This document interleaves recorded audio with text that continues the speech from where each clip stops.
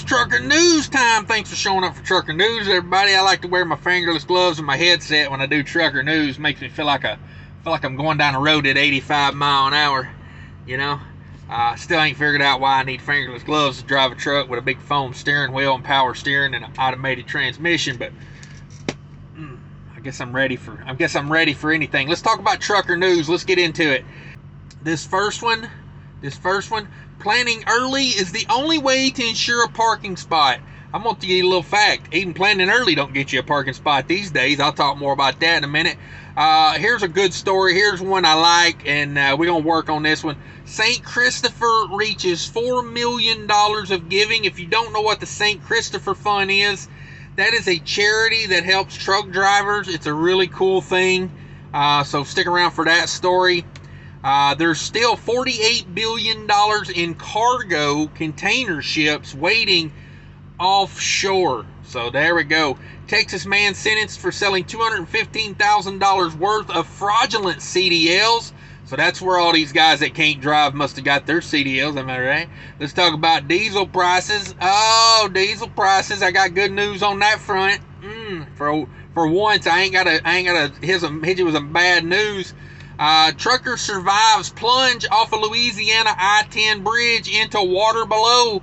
You know me, I like to call that the Mississippi truck wash. When you drive your truck into the river, that's called the Mississippi truck wash. Step 1, roll your window down all the way. Step 2, put it in the river. Step 3, call Geico, because you can't afford that $3,000 a month payment. Come on. Bill, it isn't right here. I'm going to trigger a few people with this one. This is the opinion piece of the day. Bill requires drivers to remove ice and snow from vehicle passes in Pennsylvania Senate. So the Pennsylvania Senate has passed a bill requiring to remove the ice and snow from your vehicle. Now, if you drive a 2001 Hyundai Sonata, that's not a big deal. You get a brush, you clean it off. We'll get into that with the opinion piece. Come on. All right, planning early is the only way to ensure a parking spot. I got to tell you, with freight volumes being low, there are so many trucks parked these days. I pulled into a truck stop the other day at freaking 1 p.m. and there was 2 spots left. And those 2 spots were done, and it was a madhouse by 5 p.m. And I mean, this is midsummer. This is like mid-July when I'm recording this, 2022. So it's like, it stays dark. I mean, it stays light till 9 o'clock at night, man, it is getting rough to find parking out here. It's like, and here's my thing on the paid parking spots. Everybody that charges for a paid parking spot should have numbered spots. If I reserve a spot on the Flying J app, they should say your spot is number 52, and then when I get to the Flying J, spot 52 better be there, and it better be open, and it better be mine. That's my opinion on that, because I am so tired. The other day, I booked a spot at Paulsboro, New Jersey, TA. I show up at 10:30 at night, and every spot's taken, and the guy that, kind of wrangles the parking lot, he's nowhere to be found. He's gone. So what am I to do? You know what I do? I make a parking spot. But it ain't the way I want to do it. You know what I mean? I got to thinking about it. I said, you know what? And I don't want to do this because it hurts other truckers more than it's going to hurt the TA. But when I pay for a parking spot and I pull in and there's no parking spots available because they won't number the parking spots, I want to go park at the fuel island and take my 10-hour break at the fuel island. You can't sell diesel. You can't sell diesel here until I get my parking spot. That's what I want to do. But then again, I ain't trying to hold up my fellow drivers, waiting behind me to get a parking spot. But so let's read this story for you here. It says, it's late and you've had a long day. It's time to call it a night. Thankfully, a couple of truck stops are just ahead. Much like a sailor spotting land, the first sight of tall illuminated sign down the road is a welcoming beacon for weary drivers. You know that just below that cluster of lights, waiting a warm shower, hearty meal, and a good night's rest. I can tell you right now, this story was not written by a truck driver. A truck driver called bullshit on that sentence every day of the week. A warm shower, my ass. Most of the time, it's 5 minutes of warm shower and then 10 minutes of lukewarm shower. A hearty meal? Are you kidding me? And they say hearty, H-E-A-R-T-Y, not Hardee's, not the fast food place, Hardee's. There's waiting a Hardee's meal for you. truck stop food is dog food at this point. Like, let's face it. Let's face it. I mean, how many places can you go in a truck stop and get a good set down meal? It's probably less than 15% at this point. And a good night's rest, my ass. My ass. The guy next to you's got an APU with the squeakiest damn belt on it. I was parked next to a guy last night. I swear to God, I wanted to go over there with a damn switchblade and just cut his damn belts off his APU. Every time that compressor kicked on, oh God, it was annoying. Like, put some WD-40 on that hoss and get it fixed. Like, come on.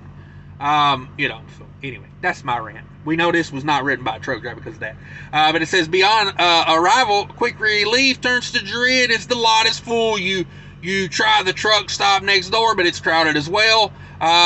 What was to be an uneventful event is now turned into a race against the clock. You've realized that you're nearing the end of your available drive time. With few options, you find yourself sitting for a sketchy parking lot where you get little sleep as you anxiously await the sunrise. Yeah, they kind of got that right.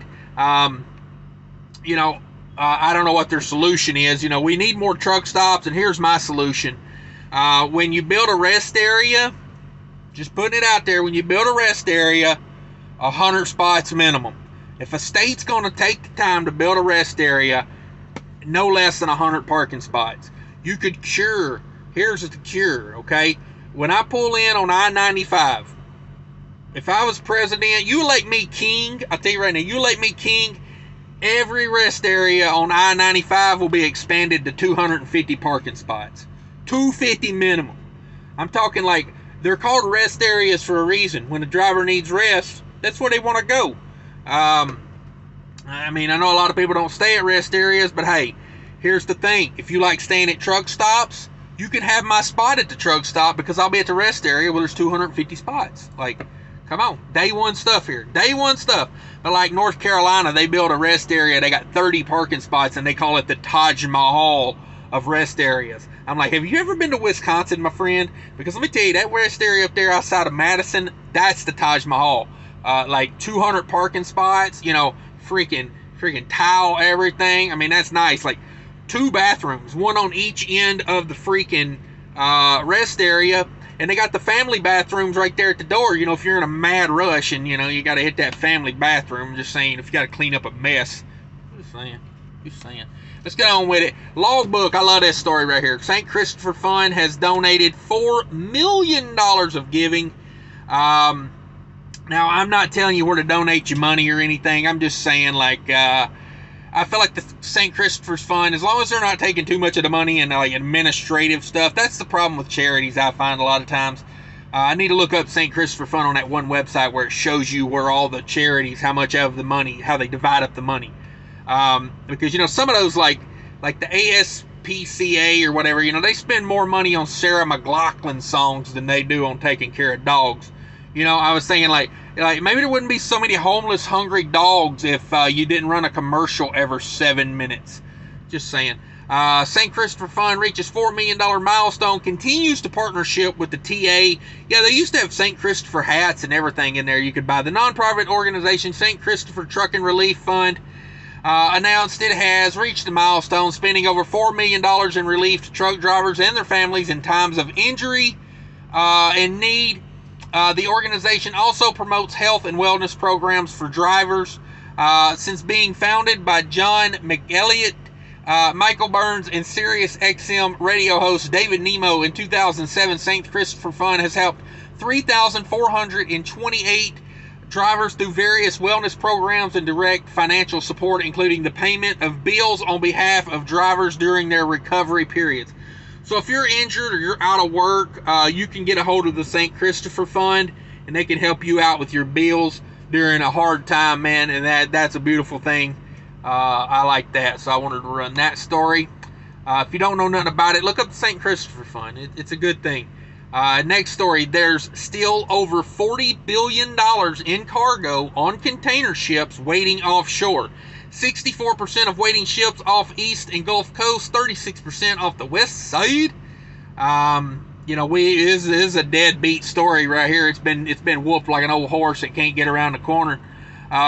It says anchorages continue to fill the waiting container ships off the east and Gulf Coast, where vessels queues have now far outgrown those off the west coast. Yeah, we had them all over there on the east coast, so they brought them west coast. They brought them around to the east coast. Now they're a bunch of sitting over there. So it is what it is. You know, they got to get some stuff unloaded. Come on. Next story, Texas man sentenced for selling $250,000 worth of fraudulent CDLs. Like I say, now we know where all these steering wheel holders came from, right? Right? So anytime someone can't drive worth a damn, you say, hey, did you get your CDL in San Antonio? That's what I'm going to start calling a San Antonio CDL when you can't drive.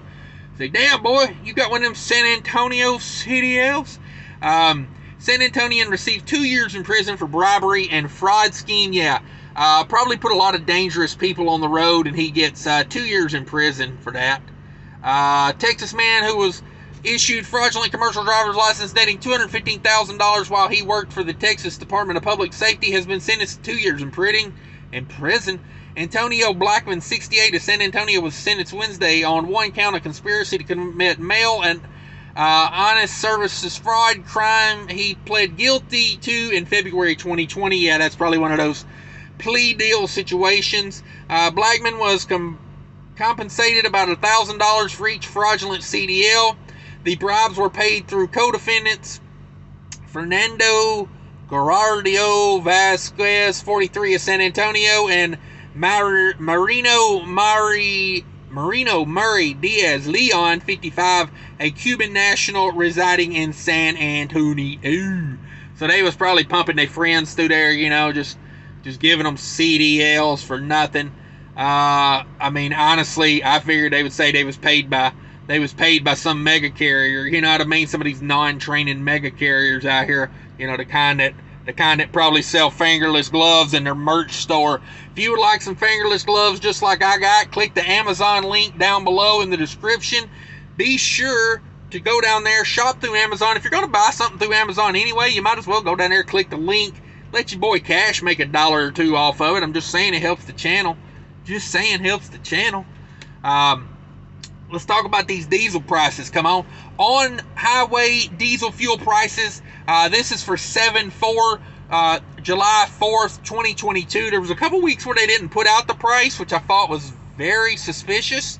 I guess that was to hide the fact that they were shipping everything over to China or something, maybe. I don't know. I heard some stories about that. So the U.S. diesel price on July 4th, 2022, national average is 5.67 cents. That's down almost 11 cents a gallon over last week. Let's go down to the Midwest, because that's where I run mostly. Midwest, 564.7, 564.7. Yeah, I guess the point would be after this, or before the 6, not before the 7. 5.647. That's down 12 cents in the Midwest. I am killing that with Mudflap. Let me tell you, another link in the description down below. Just saying, if you're a Mudflap customer, use that Mudflap. It's a free app. Don't cost you nothing to pull it up and look at it. So why not do it? That phone you're holding in your hand, it's more for than just pulling your bud. You can save some money on there with the Mudflap out. Just saying. So there you go. That's good news. Here's a crazy story. Truck driver plunges off of I-10 bridge into water below. I call it the Mississippi truck wash when you put your truck into a body of water.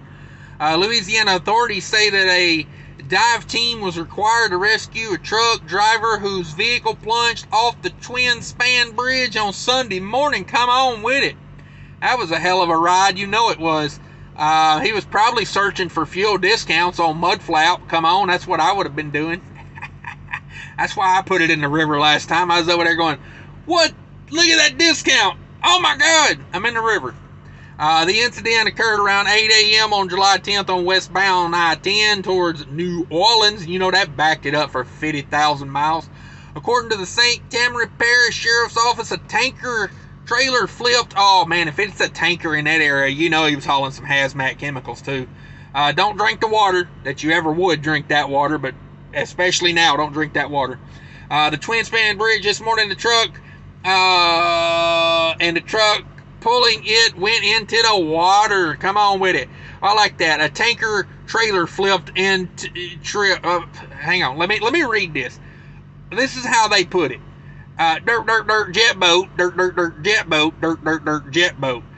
Sorry, I had to do that. A tanker trailer flipped on the twin spans this morning, and the truck pulling it went into the water. Well, the trailer didn't just flip. I mean, they make it sound like, oh, the trailer flipped, so the truck went in the water. No, I'd say the truck caused the situation, you know. I would just say, but yeah, it took a dive team to pull it out. Sad news, it looks like it was maybe a Peterbilt. Don't put your Peterbilt in the river. All that chrome's going to make you sink twice as fast.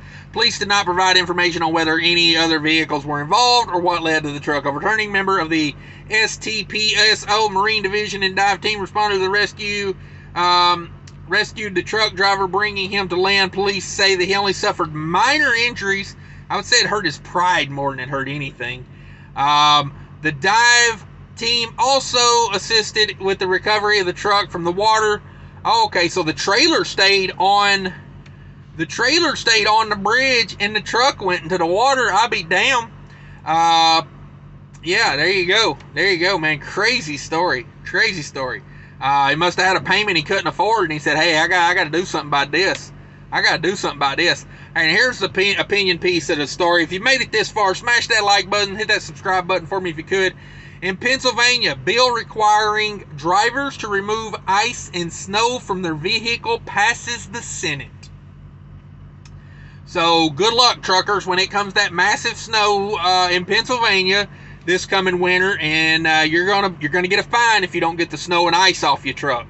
Now, I have this giant extendable snow brush that extends out. I don't know, the thing's huge.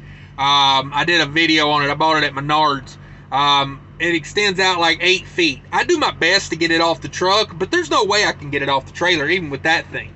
But here, just so you know, Pennsylvania Senate has unanimously approved a bill tightening the requirements for snow and ice removal from vehicles. On July 6th, the Pennsylvania Senate approved Senate Bill 114, also known as Christine's Law, by a vote of 49-0. The language of the SB 114 has been incorporated into the Comprehensive Transportation Bill. The bill was introduced by Senator Lisa Basco and would require that drivers remove snow from their vehicles within 24 hours following heavy winter storm.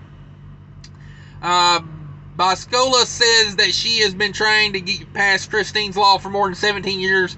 The bill is named after Christine Lambert, who died on Christmas Day 2005 after a large piece of ice dislodged from a passing box truck and crashed through her windshield. Current Pennsylvania law only allows for the penalization of a driver if snow or ice falling from their vehicle results in serious bodily harm.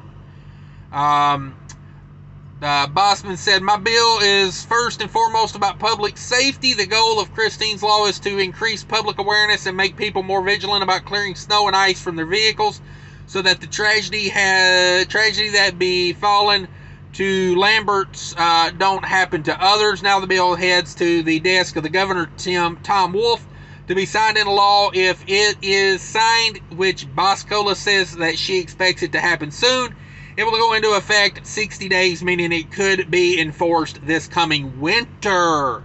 There you go. I thought about building like, those pool skimmers, they have the thing on them. That's a really lightweight aluminum pole, and it's like 10 to 12 foot long, and it like extends out another 12 or 14 foot. I thought about getting me one of those and like mounting it underneath my trailer and putting some sort of like squeegee blade on it, so like I can extend it out and then get up in the morning, and like scrape the snow and push the snow off the front, off my trailer, like go side to side with it. But you'd have to be pretty far back to make it work. I might have to put a little bend in that thing where I can like get up into the top of the trailer and do it. I don't know. We're gonna have to figure out something. Maybe I should make that and patent it. If you make that, I want royalties off of that. But yeah, some sort of like a long aluminum pole, where I can get up there and give it the old college try. Maybe, I don't know. But anyway, guys, I'm out of here. My gloves are cutting off the circulation to my fingers. I don't see how you guys wear these all the time. They're very uncomfortable to me. I've got sweaty hands now. I don't know, just not for me. They're just not for me. But anyway, take care of each other out there. Remember, people are more important than trucking. I always say, be sure to hit that subscribe button, hit the like button, leave me a comment. Let me know what you think about trucker news. If you got positive things to say. If it's negative, man, I don't want to hear it. But anyway, take care of each other. Have a good day.